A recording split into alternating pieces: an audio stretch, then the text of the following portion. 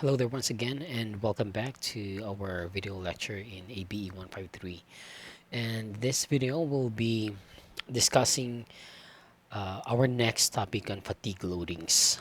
Right, so recall that fatigue loadings and also impact loadings, they're classified as dynamic loadings.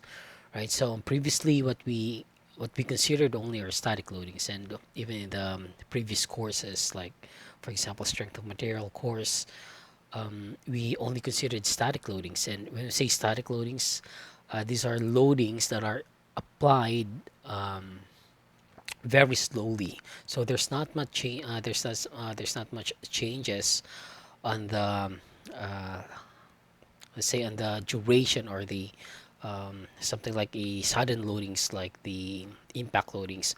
Okay, so it's not that one, and it's also not the repeated loadings, right? So such as fatigue loadings, right? So it is entirely um, different. And for mechanical components, these are typical. I mean, this type of dynamic loadings are typical, and therefore it is necessary for us engineers to consider these loads in sizing the mechanical parts of the members. All right, so let's get started, and let's define first what is fatigue. Right, so fatigue is defined, let's write it here. So it's defined as the deterioration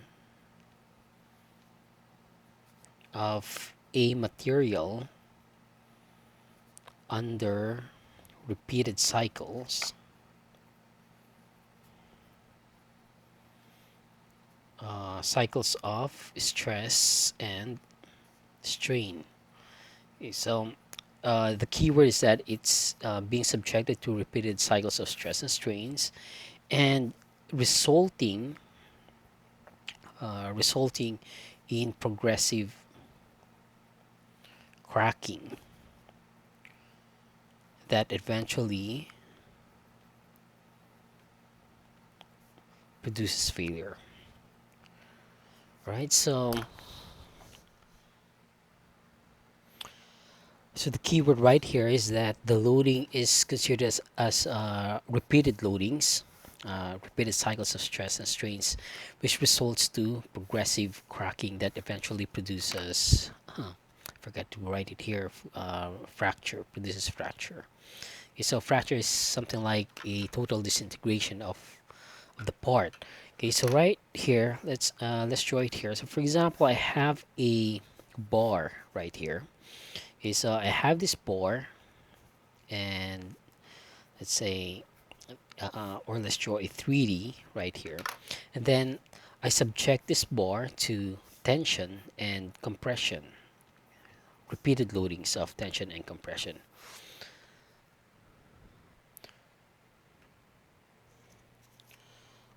By the way, I have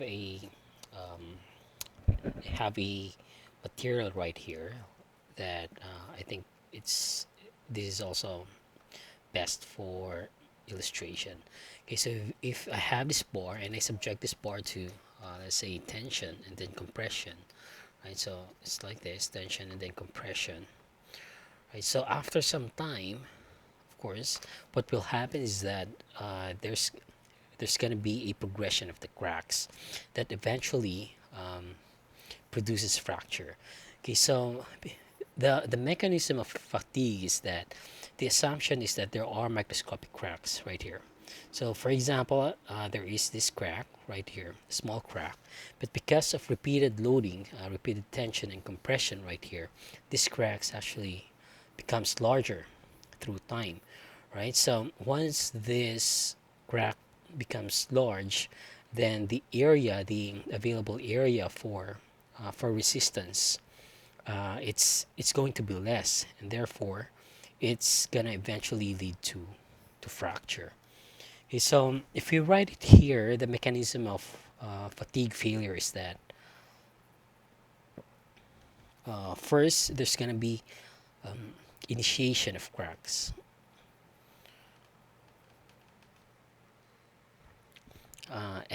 And that means there's going to be a starting point where a crack begin.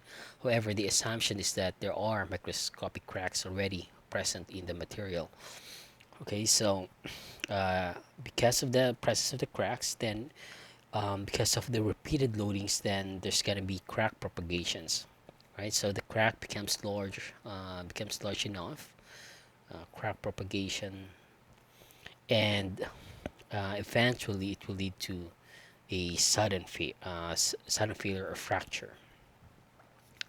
Okay, so here's the basic mechanism of the fatigue loadings. Okay, so now let's discuss the types of fatigue loadings. Right, so types we have number one, we have a fully reverse stress,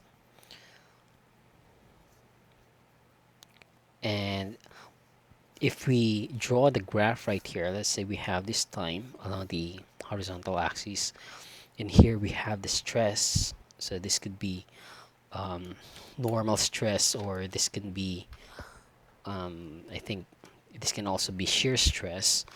And if we have this, let's say it's something like the loading is um, it first um, it first has this positive, let's say we positive stress, let's say compression, and this one is tension, right? So first it undergoes compression, and then it undergoes tension, and then compression, and then tension, right? So what that means is that if we take the mean value of the stress, so the mean is something like the middle point, or the average value. So we have this positive right here, let's say compression, and then this one is tension.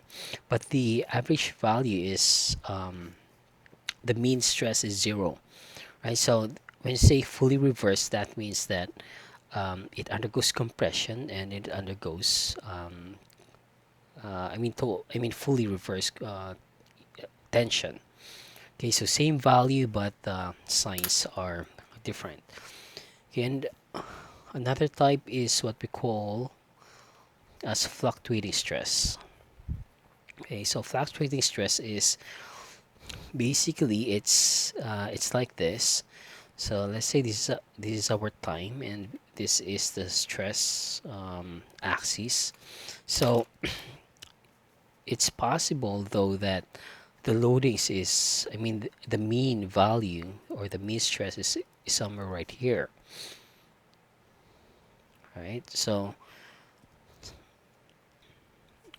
that means that um, we have a positive value right here because it's above this axis. uh, let's say this is the zero stress axis, so it's above this value. Let's say they're both in compression, except that the value of the compression right here is different from this one, right? So it's not fully reversing, so it's not compression and tension, but rather it's purely compression, or probably substitution could be some values right here, but it's not the magnitude right here. It's not the same. Okay, so it's called fluctuating stress. All right, now let's discuss the approaches. So how do we analyze, um, or how do we analyze fatigue loadings? And we have approaches right here. We have three approaches for fatigue analysis. And the first one is the stress life method, and the other one is strain life method, and the third one is fracture mechanics um, method. Okay, so there are a lot of approaches, but we'll only consider, or we'll only run through this stress life method, because this is, I think, the traditional method for typical fatigue analysis. Although the values may be not as precise as the strain life method or fracture mechanics method. But anyway, this is I mean, somehow we can get a value right here. All right, now let's move on to the fatigue test setup. Okay, so just like the tensile test or flexure test in static loadings, we also get, or we can also get, or we obtain data, let's say for fatigue properties, by the by using a test experiments, right? So let's write it here: fatigue test setup. Okay, so probably the first experiment done on fatigue is attributed to August Waller, and this is around 1819 to 1914. Right, so the first experiment on fatigue, uh, or first systematic investigation, I guess, systematic investigation of fatigue phenomenon. But there is a more common type of test, specifically referred to as the RR Moore rotating um, rotating bending test machine. Okay, so actually this one, the RR Moore rotating bending test machine, this is almost the same. I mean, based on my readings, it's the same as the Waller's experiment, except that this enables, or this is capable for higher cycles, right? So this Waller experiments, I think this is just around. This is a 2-point bending and rotated at 15 RPM. Okay, so this is 15 revolutions per minute. But for the RR Moore rotating bending test, it's capable for higher cycles. Okay, so the experiment is something like this.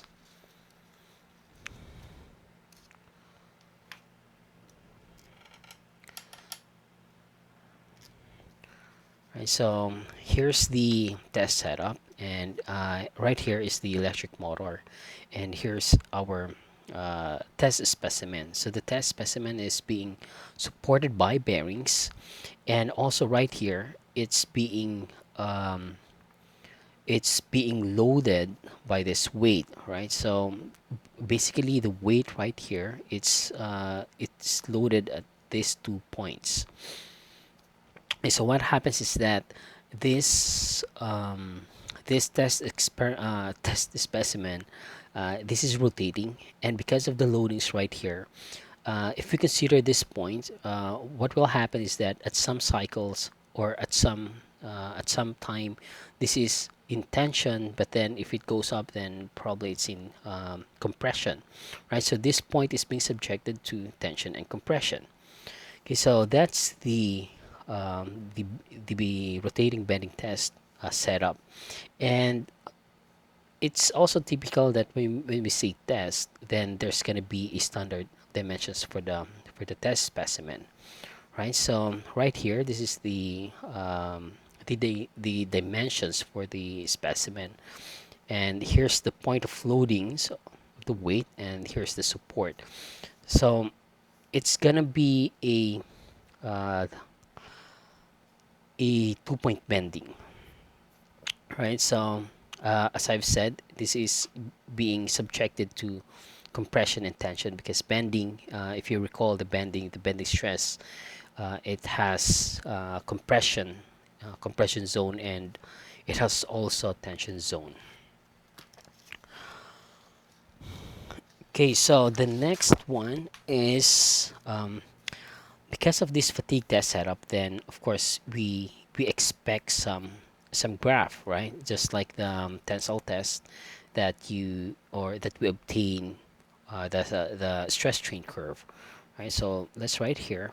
Let's say, for example, for the tensile test, we obtain the stress strain curve for various material, right? So right here we have the stress and the strain, and for steel it looks something like this, right? So in this diagram we can obtain actually a lot of information about the properties of the material, like for example the plastic deformation, the elastic limit, the strength, and things like that. So just the same with this tensile test. For the fatigue test, there's also um, there's also a curve called the SN curve. So SN SM S sorry SN curve, right? So this SN curve is also referred to as the Waller curves from the uh, from Waller, right? So Waller curve or um, endurance curve.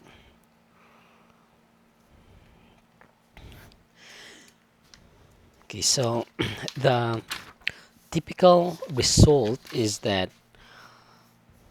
if we have this curve right here, here's the number of cycles, so how many times it is rotated, and right here is the stress value. And it was found out that for steel, the curve looks something like this, right? So it looks something like this. And for let's say for aluminum, it's something like this, right? So there's actually a difference in the curves, and we'll talk about that in detail in the meantime. Okay, so for now, let's I just like to introduce to you that what this means is that at higher number of cycles, so if you have higher number of cycles, then the amount of stress that it can carry is is also directly proportional. I mean, is I mean not directly proportional, but rather it is decreasing. So at higher value of n, right? So if we have this higher value of n, we have this value of stress. So we have a lower stress capacity as compared um, to this value right here. So let's write this is let's say this is 10 to the 3. So this is 1000 cycles, and let's say this is 1 million cycles, right? So at 1000 cycles, it can carry much. I mean, it can carry this much stress value. So it can have, or it can carry higher stress values. But for higher cycles, so it can only carry this value, or a lower stress level, or lower stress um, magnitude. Okay, so the stress related to this number of cycles, this is what we call as fatigue strength. And this value, I mean this number of cycle, which is related to the how much stress it can carry, then that's what we call fatigue life.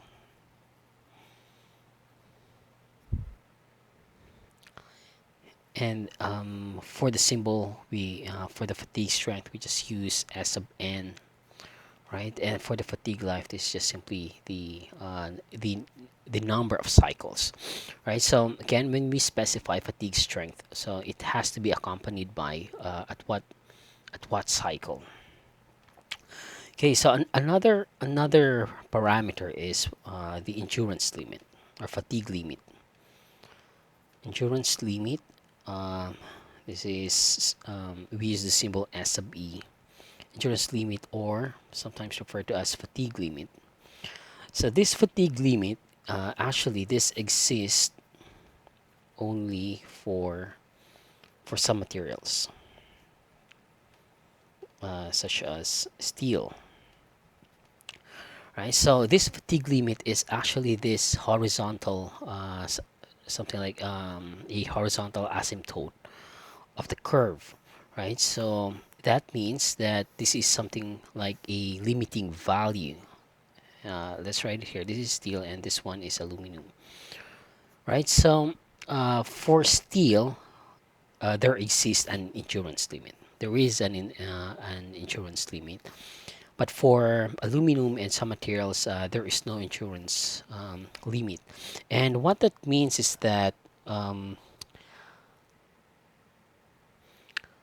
what this means is that below this stress value right here. So below this stress value, then there's gonna be no. I mean, of course, this is just an estimate.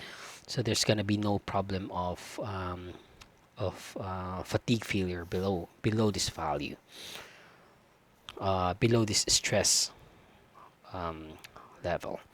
Okay, so here's our three terms right here. So again, we have the fatigue strength, which is just simply related to any strength value or stress value right here at a specified um, number of cycles. And for fatigue life, it just simply refers to this number of cycles. And for the endurance limit, this only exists for some materials such as steel. It's something like a limiting value, and what that means is that below this stress value, then there's not much problem on fatigue. Now, I'd like to emphasize um, the characteristic is that or fatigue characteristics is that if, for example, let's say we consider steel, right, and we know that for steel, the yield strength, the SY, the yield strength of steel is 250 megapascal, for example, and let's say the ultimate strength is 400 megapascals. Okay, so what that means is that if we have this graph right here, the stress strain curve, we have this value of stress. I mean, the strength related to this stress level, that's the ultimate tensile strength. And let's say this is 400 megapascals, right? So that's for static loadings. So this is static loadings. Now, if we consider fatigue loadings, this value we have actually it's not this value, but rather the strength available if we subject the material to fatigue loadings. It's actually gonna be so let's write it here, S sub n or S sub e for the limit. This is estimated as 0.5 of the SUT, right? So this is for steel. So what that means is that if this is for 100, then we have only 200 megapascals, right? So we have a much lower value if we subject the material to fatigue loadings as compared to static loadings. Okay, so that's why it is really important to study these loadings. Okay, so now let's go on to let's get into the details of the ascent curve. So right here we have the ascent curve, and this is just for steel. So we have this endurance limit right here, and we have this behavior um, of the fatigue strength. Okay, so uh, there is this limiting value. Um, I mean, important values of the number of cycles. This is 10 to the 3 and 10 to the 6, right? So from any number of cycles from 0 to 10 to the 3, that's what we call, or that's what we refer to as low cycle fatigue, right? So we have two descriptions right here. So we can describe this in terms of cycles, and we can also describe this in terms of finite life or infinite life. So the first one, let's describe this in terms of cycle. So right here, any any cycle from 0 to 10 to the 3 is what we call low cycle fatigue. And from 10 to the 3 onwards and higher, that's what we call high cycle fatigue. Now, in terms of finite life, right? So this is second description is any value or cycles from 0 to 10 to the 6, right? So that's what we call finite life, and therefore any any cycles greater than 10 to the 6, that's infinite life. So the question now is, how do we estimate the strength if we are in this low cycle fatigue region or in this high cycle fatigue region, right? So for the low cycle fatigue region, we have this equation right here. This is the strength is equal to the fatigue strength is equal to the ultimate strength times the number of cycle raised to b, to some constant, and this constant is computed using b is equal to log of f over 3, and this f is what we call the fatigue fatigue strength fraction, and this is obtained from graphs. So here's one of our reference texts. This is actually Shigley's Mechanical Engineering Design 10th edition, and right here, here's the fatigue strength fraction F, and this is just take note of this informations right here. But in this graph is right here at the horizontal axis, this is the ultimate strength in KSI, so that's kips per square inch. So if you know the ultimate strength of the material, then you can just simply project that to the curve, um, and by going to the left, you will obtain the value of this f, right? And the f value right here, you will notice that the value is 0.76 to 0.9. So if there is a situation wherein the ultimate strength is below 70 KSI, then that means that the value of F is simply 0.9.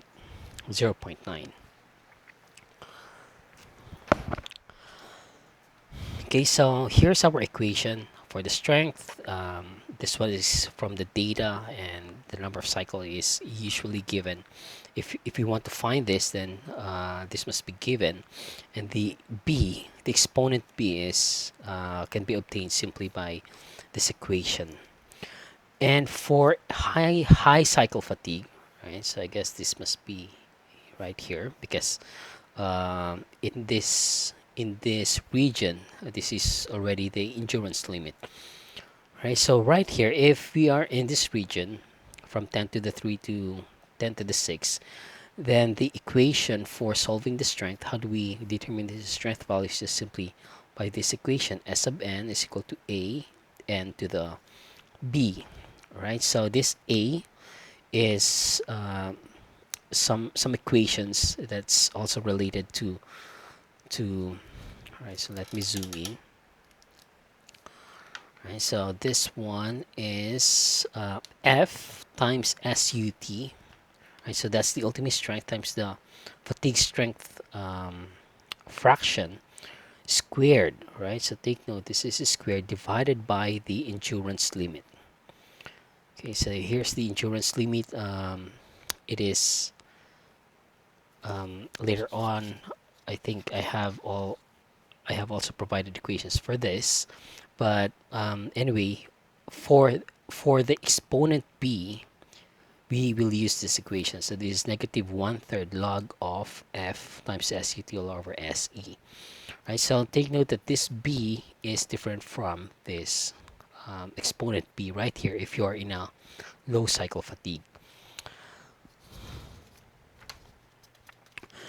Okay, so for the endurance limit. So